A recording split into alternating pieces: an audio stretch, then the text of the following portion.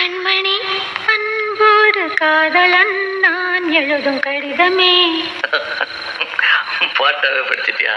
அப்ப நானும் முதல்ல கண்மணி சொன்னேன்ல, இங்க பொன்மணி போட்டுக்க. பொன்மணி, உன் வீட்டுல சௌக்கியமா?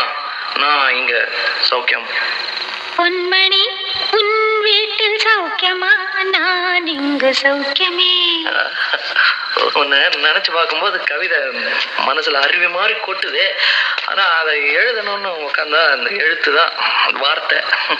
உன்னை எண்ணி பார்க்கையில் கவிதை கொட்டுது, அதான் அதை எழுத நினைக்கையில் வார்த்தை முட்டுது. அதேதான் பிரமாதம். கவிதை கவிதை படி.